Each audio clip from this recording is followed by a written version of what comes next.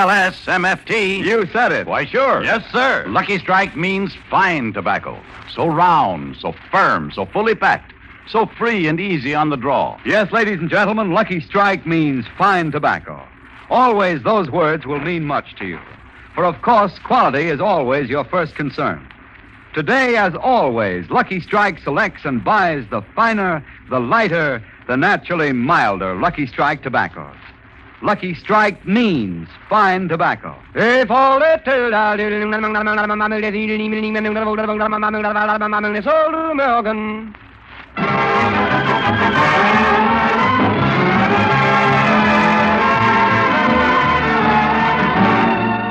Lucky Strike program starring Jack Benny with Mary Livingston, Phil Harris, Rochester, Larry Stevens, and yours truly, Don Wilson.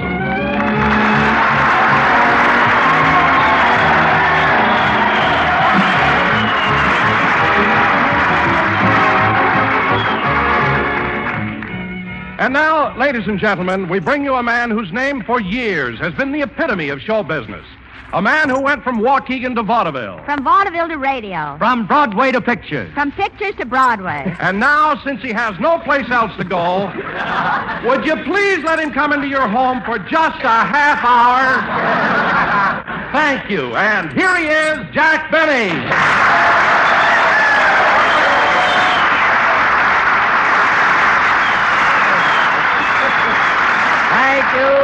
Thank you. Hello again, this is Jack Benny talking, and kid, you're absolutely right. I have been in show business a long time. Why, when I was playing the Palace Theater in New York, Nelson Eddy didn't even have the recipe for shortening bread. In fact, when I first started in show business, Charlie McCarthy was taking his physical to get into Sequoia. Well, I was in front of an audience... Hey, wait a minute, Jackson. Don't overdo it. If you want to know something, I was in show business before you was. What? I was in front of an audience when I was 2 days old. 2 days old? Phil, that's ridiculous. Certainly. What could you do when you were 2 days old? I don't know, but people kept paying admission to see me. Oh, Phil. Stop making up such nonsense, Phil. I ain't making nothing up. I was a nincubaby baiter. You were what? Oh, I mean I was an incubator baby. Yes, sir, that was me. 2.5 pounds of solid personality. Oh, sure. See, Phil, I've often wondered about those incubators. Must have been nice and warm in a glass case with a little gas light burning underneath. Nah, first I was hot, then I was cold, then I was hot, then I was cold. Well, I'm a sucker for asking this, but why were you hot and cold and hot and cold? His father kept blowing out the flame, and his mother kept lighting it.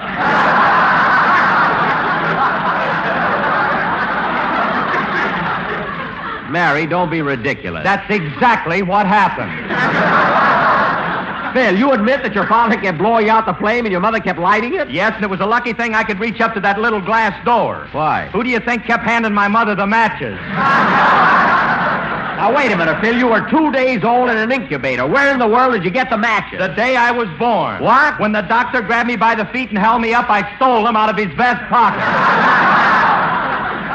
Oh. And he must have seen me do it because he gave me an awful whack. Oh, for heaven's sake. Phil, you were just born. How can you remember what happened then? I wrote it in my diary. Well, that's the payoff. Phil, you can't even write now. How could you write when you were 2 days old? Maybe he dictated it. Yeah. That's exactly what happened. Mary, did you ever hear such silly talk? Phil was just born, and already he was dictating. I'll bet 8 to 5 he had the stenographer on his lap.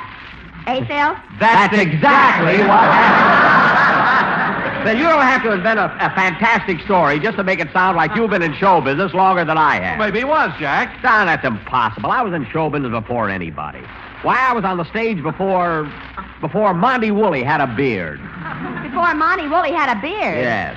Why, when I was a big hit at the Palace, Woolley was still standing in front of a mirror, rubbing his chin and singing, come out, wherever you are.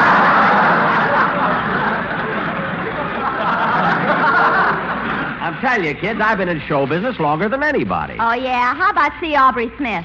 You mean little Aubrey? Why, he was only a kid when I was starting out in it. Come in. Mr. Benny? Yes? I'm from Esquire magazine. We printed a story about you and have all the information in our files except one thing. What would you like to know? Your age, please. 36. But, well, okay. Now, where were we? Well, you were informing us that you were a thespian in the legitimate drama prior to the inauguration of the cinema. Phil, did that come out of you? Yes, and boy, am I glad to get rid of it. Well, I don't blame you. Now, let's forget show business and find out Hello, if we can... Mr. Benny. Oh, hello, Larry. Say, you got here just in time for your song. What are you going to sing? Well, I got a letter from a friend of mine in the Navy requesting me to sing I'm Making Believe. A friend of yours in the Navy? Who is he? Dennis Day. Oh, Dennis. A letter from Dennis? Would you like to read it, Miss Livingston? Why, Larry, I don't think I should read your mail. Oh, that's all right. There's nothing about girls in it. Go ahead, read it, Mary. Yeah, and we haven't heard from Dennis in weeks. What's he got to say? Well, here it is. Dear Larry, I heard you sing on the last 4 broadcasts, and I think you have a swell voice. Well, isn't that nice? I also heard that you're making $22.50 a week, which is a very good salary to start with. Yes, sir. Mr. Benny will give you a raise almost every year, but it will help to have your mother come down and remind him. Especially if she's as big as my mother. However, Larry, when you... What are you laughing at? When you reach $35 a week, there's no use reminding Mr. Benny anymore because nobody's mother can help you then. Dennis always was a card, wasn't he? Yeah. Best wishes always, Dennis Day. P.S. By the way, Larry, I'd appreciate it very much if on next Sunday's broadcast you sing I'm Making Believe. That's the part I told you about. Yes, I know. Go right ahead and sing it for him, kid. I wonder why Dennis never requests me to play my violin. I can't understand.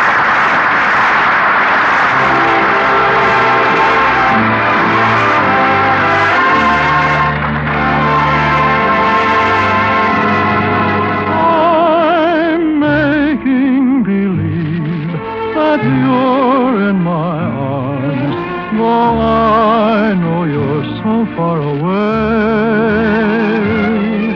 Making believe I'm talking to you. Wish you could hear what I say.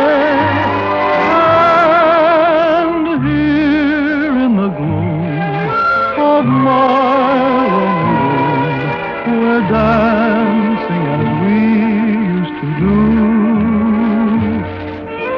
Making believe is just another way of dreaming. So till my dreams come true, I'll whisper good night, turn off the light and kiss my pillow, making believe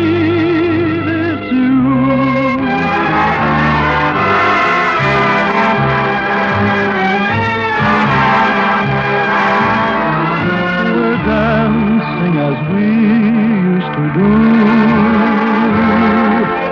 Making believe is just another way of dreaming, so till my dreams come true, I'll whisper good night, turn up the light and kiss my pillow, making believe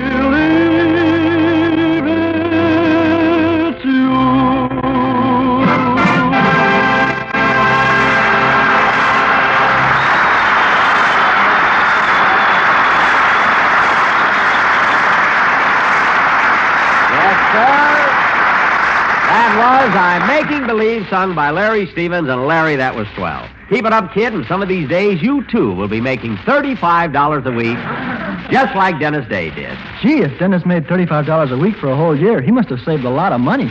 Well, he should have, Larry, but you see, Dennis was somewhat of a spendthrift. And he threw most of his salary away on luxuries, like bread and butter. Mary, you know what I mean. Dennis could have saved a lot of money if he didn't have that root beer float habit. Anyway, Larry, come in. Yes? Mr. Benny, I'd like to try it again. Again? I'm from Esquire magazine. We printed a story about you and have all the information in our files except one thing. Well, what would you like to know? Your age, please. I told you I'm 36. Look, Mr. Benny, this information isn't going to be printed. It's only for our private files. I don't care what it is for. I'm 36. But, well, okay.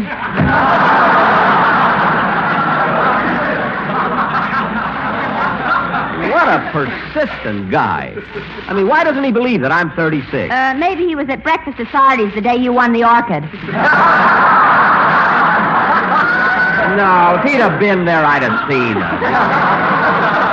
Now, as I was saying, Larry. Yes, Mr. Benny? Larry, as the years go by, you'll have your ups and downs. Sometimes it'll be easy, other times it'll be hard. But no matter what happens, just remember those immortal words of John Paul Jones. Don't give up the ship. And now, ladies and gentlemen. Jack, I'm not even going to argue with you today. Well, Don, I'm glad you finally see it my way. And now, ladies and gentlemen. I don't see it your way at all. It was Captain James Lawrence who said, don't give up the ship, but I just don't want to argue about it. Well, neither do I, but it was John Paul Jones. For your information, Don, Captain James Lawrence said, go west, young man, go west. So there. What are you talking about? It was Horace Greeley who said that. Horace Greeley? Yes, Phil. Well, how could he say it? Horace Greeley's a statue in Westlake Park.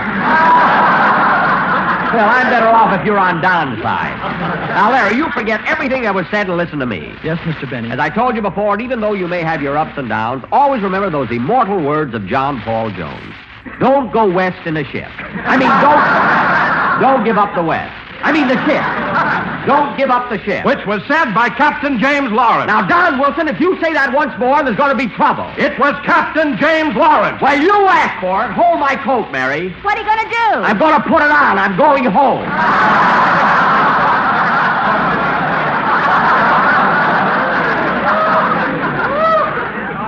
If Don Wilson knows so much, let him run the program himself. Goodbye. Jack, come back. I'm going home, and that settles it.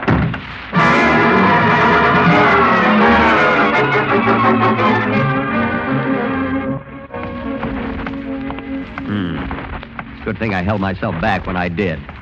If I'd hit Wilson, I'd have knocked him cold. What if he does outweigh me? I can handle myself in a fight. They don't call me Old Blood and Guts Benny for nothing, you know.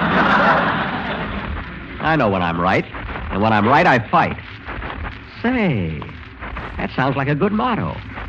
I know when I'm right, and when I'm right, I fight. Gee, I wonder if that'll ever become as famous as Don't Give Up the Ship. It could, you know. Imagine years from now, people might be saying, remember those immortal words of Jack Benny. I know when I'm right. And when I'm right, I fight.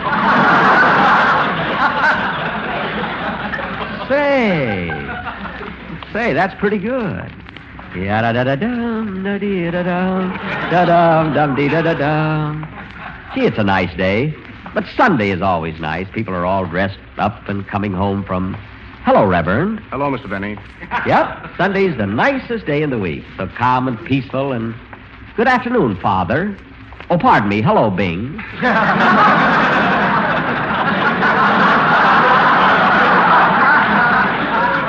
Maybe I should have asked him if he was going my way. I like him, you know, I do.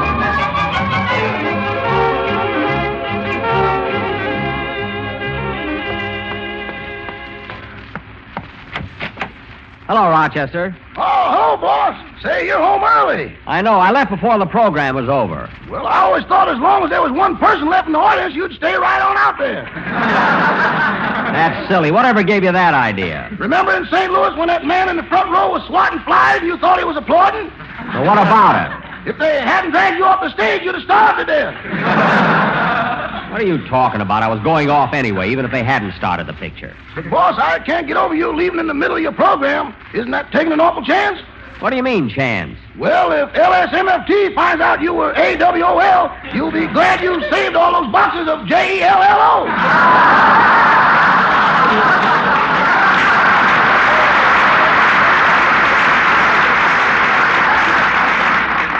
Well, I'm not going to worry about it now. I'll just sit down and be comfortable. Ah, that feels good. Pull off my shoes, will you, Rochester? Sure, boss. There. Now, give me your other foot.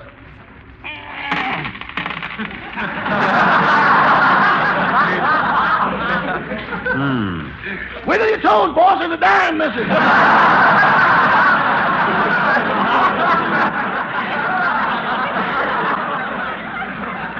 I know. I went to a movie. Now, I wish you'd go out and fix me something, will you? I feel like I need something to pep me up. Okay, I know just the thing. I'll fix you a super zombie. A super zombie? What's it made of? I can't tell you the recipe. It's a military secret. A military secret? Yeah, that's the stuff they use in flamethrowers. Oh, well, I don't want anything like that. Let's fix me some tea and toast, that's Yes, all. sir. I'll answer the door. Yada-da-da-dum-da-dee-da-dum-ba-bum-bum-bee-da-da-dum. Yes? I'm from Esquire magazine. We printed a story about I know. Listen. Well, look, Mr. Benny, now that you're in the privacy of your own home and away from those microphones, tell me, just how old are you? I told you I'm 36. Look, Mr. Benny, I've got a job to do, and I've got to go back to my editor with the facts. The facts. Well, I'm When trying I to... show him this, he'll never believe me. I'll be the laughing stock of the office. I don't care about myself, but I've got a wife and 2 children. Now, look, Bud, I'm trying to tell you the truth. Kick me, beat me, but tell me the truth. Look at my wife and kids. Tell me the truth. That's all I want, the truth. The truth, Mr. Benny. How old are you?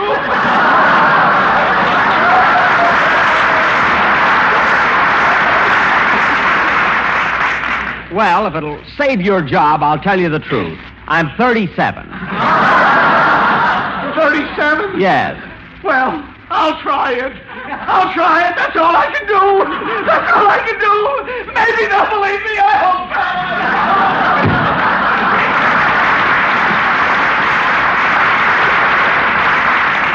What an emotional young man. Isn't he? Oh, boss! Boss, I've got your tea and toast in here. I'm coming, Rochester. And turn on the radio. I might as well have a little music while I'm eating. Do you want me to do a pan dance? No, just the music will be enough. Turn it on, will you, Rochester?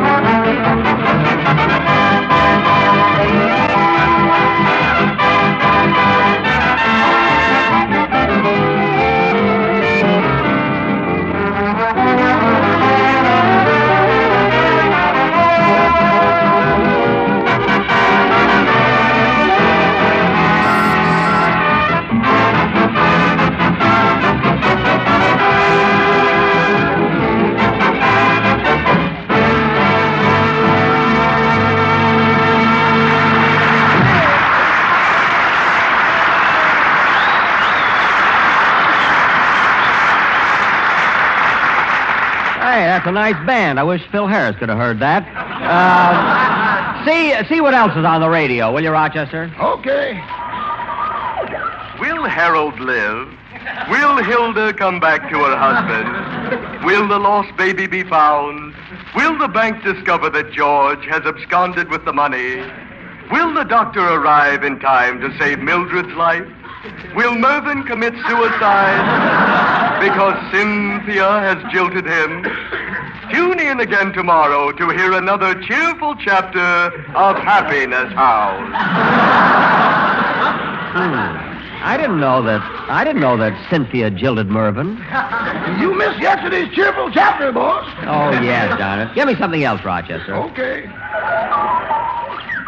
Well, Well, here we are, ladies and gentlemen, in the last minute of play in the big game between the University of California at Los Angeles and the Louisiana State Men's Fraternity Team. Louisiana State Men's Fraternity Team? And right now the score is 12 for UCLA and 19 for LSMFT. Oh, them. I wish all you folks could be out here this afternoon. What a crowd. You should see this stadium. It's so round, so firm, so fully packed. Boy, that place must be jammed. And now let's hear from the cheering section. LSMFT, LSMFT. Lucky Strike means fine tobacco. Lucky Strike means fine tobacco. Fine, fine, fine. It's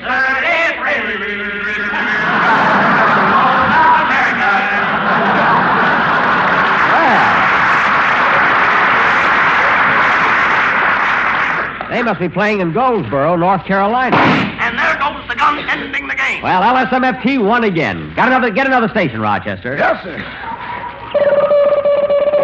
Good evening, Mr. and Mrs. America. This is Walter Winchell doing a special broadcast for the 6th War Loan. Hey, listen, Rochester. That's Walter Winchell.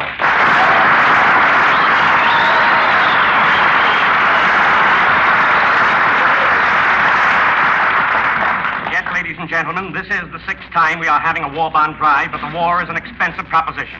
There is no way to economize. There are no bargain basements in war, no cut-rate sales. Everything must be paid for in cash and in blood. And you are only asked to put up the cash. I know you bought bonds during the other drives, but so did everyone else. Your bond is just as important as your neighbor's. There are no slackers on a battlefield, so let's have none here. Remember, do your share. This is no time to pass the buck unless you pass it across the counter for a war bond. Gee, Rochester, isn't he sensational? He sure is, boss. Yes, sir. And now for some news the time will allow. New Delhi, India. Admiral Mountbatten has exceeded all expectations in the Battle of Burma. He has captured a 100-mile stretch of railroad north of Mandalay. His commandos are striking south of the Irrawaddy. Gosh, that guy Winchell knows everything. And here's one from the Far East. The B-29s are changing the name of Tokyo Harbor to Bombay. What a sense of humor. Hollywood, California. Ladies and gentlemen, the whole movie town is talking about a certain radio comedian who lives in Beverly Hills, who tortures the violin and is tighter than Dorothy Lamour's sarong. This fugitive from the cornfield who wears a size 44 girdle is making a complete and utter fool of himself by insisting that it was John Paul Jones who said, "Don't give up the ship." What? Because of radio censorship and the laws of libel, I am not allowed to mention the name of this Waukegan wit who is making such a dope of himself, but his initials are J.B.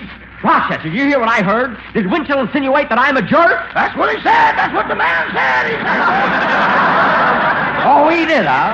Although he has been corrected dozens of times, ladies and gentlemen, this blue-eyed boob will not admit that it was Captain James Lawrence who said those famous words. Rochester, turn that off. Out of my way, Rochester. I'm going to see that guy Winchell right now.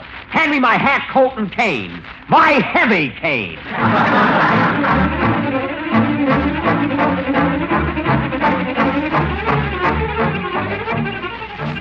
Well, Rose, that finishes my special bond program. Yes, Mr. Winchell, and you still have about an hour and a half before your regular Jurgens broadcast. Yeah, look. I'm going over the script again. You run out and get yourself a cup of coffee. Where is he? Where is that? Oh, there you are, Winchell. Why, Jack. Jack Benny. It's good to see you.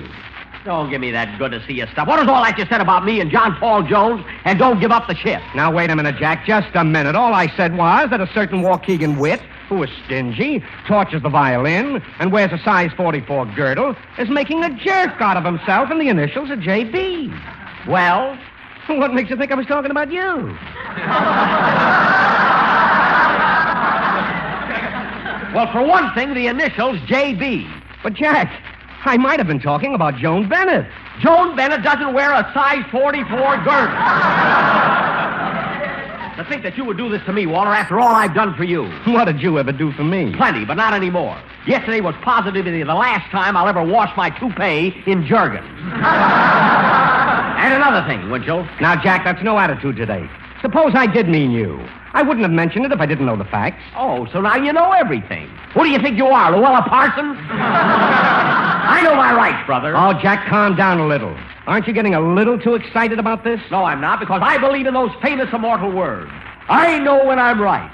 And when I'm right, I fight. Who said that? Jack Benny, why don't you read your history?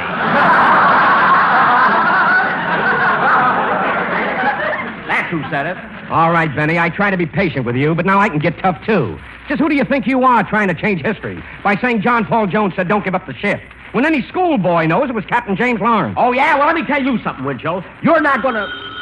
Pardon me, Jack. Certainly, Walter.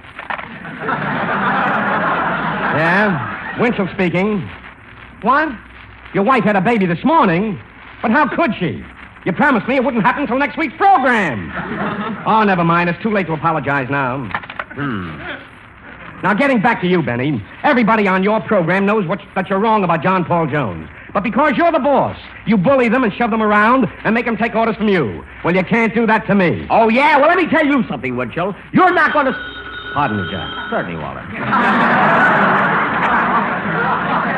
Yeah, Winchell speaking. Yes. Yes. But, Elliot, I told you can't keep a secret all week long. Oh, all right. Congratulations. Now, getting back to you, Benny. Why don't you admit it like a good sport instead of acting like an arrogant boob? It's guys like you with big mouths and little brains who think they know it all. Oh, yeah? Well, let me tell you something, Winchell. You're not going to stand there and... Wait a minute. How come that telephone never interrupts you? Now, listen, Winchell, if there's anything but the famous saying in Navy history, I might admit you're right. But I know Navy history. I was a sailor in the last war. Well, so was I. I was a sailor in the last war, too, and let me ask you something. Do you know anything about Captain James Lawrence? Well, That's what I thought. Now, shut up and let me tell you something about him. James Lawrence was born in Burlington, New Jersey on October the 1st, 1781. He entered the Navy at the age of 17 and rose to the rank of lieutenant 4 years later. He fought on the Enterprise in 1804 during our war with Tripoli. We had a war with Tripoli? Stephen Decatur selected Lawrence as his first lieutenant. He commanded such ships as the Argus, the Vixen, and the Wasp. In 1813, commanding the Hornet, he distinguished himself by capturing the enemy ship, the Peacock. I know, but the As Peacock... a result, But he John was Paul commissioned Jones captain was in there and someplace. received a gold medal from Congress. On June the 1st, I know, but what about Paul, John Paul Jones? Lawrence, commanding the Chesapeake, sailed to meet the enemy ship, the Shannon, about 30 miles away from Boston. Well, John Paul Jones was in Boston, The enemy crew was better trained, but that didn't stop the courageous and much confident Captain Lawrence. Well, John Paul Jones, was after courageous. a short It was just as good as Captain The Lawrence. Chesapeake lay helpless, with Captain Lawrence... What was Lawrence doing? As his men carried him below, he beseeched them to keep on fighting by saying, "Don't give up the ship." Well, all right. Later, the same war cry was used by Captain Perry I don't care in the what Battle Captain of Perry Lake Erie. said or- But it was Captain James Lawrence who said it first. I know, but I don't care. I don't care.